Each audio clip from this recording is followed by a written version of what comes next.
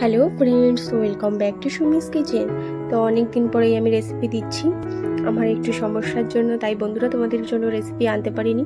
তো দেখতে পাচ্ছ, একঘেয়েমি পটল ভাজা না খেয়ে ঠিক এই পদ্ধতিতে পটল ভাজা করলে তো সবাই, বাড়ির ছোট থেকে বড় সবাই খুব হ্যাপি হয়ে খাবে।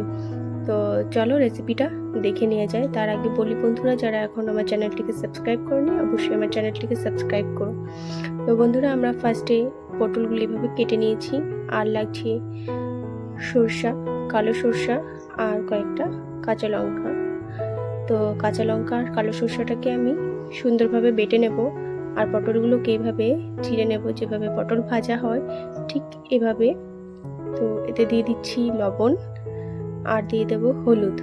তো লবণ হলুদ দিয়ে আমি সুন্দরভাবে এটাকে মেখে নেব। তারপর চলে যাব কড়াইয়ের কাছে। তো কড়াইয়ে ফার্স্টে তেল গরম করে নিয়েছি। এরপরে যে পটলগুলো রেখেছিলাম সেগুলো আস্তে করে দিয়ে দিলাম। দিয়ে সুন্দরভাবে মিডিয়াম ফ্লেমে করে পটলগুলোকে ভেজে নিচ্ছি।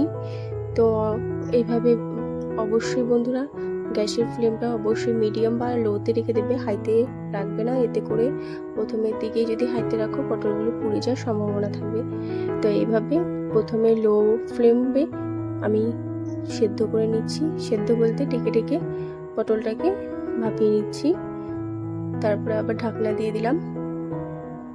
ঢাকনা খুলে দেখো বন্ধুরা, আমার পটল ভাজা অনেকটা হয়ে এসেছে।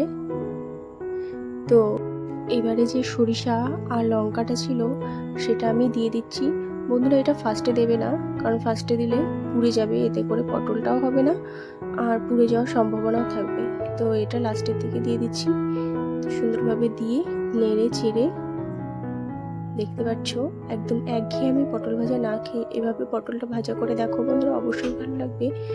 সবাই ছোট থেকে বড় সবাই খুব ভালোবাসবে।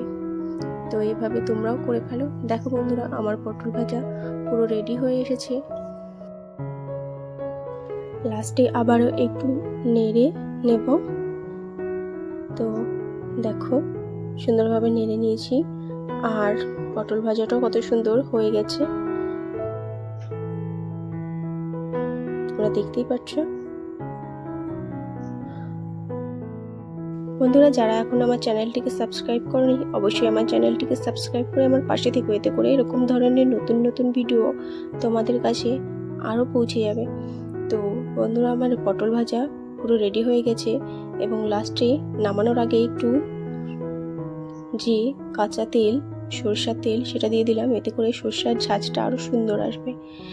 তো দেখো বন্ধুরা, একঘেয়েমি পটল ভাজার থেকে এরকম পটল ভাজা করলে তোমাদের আশা করি খুবই ভালো লাগবে।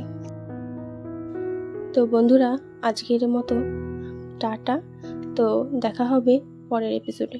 সবাই ভালো থেকো, সুস্থ থেকো।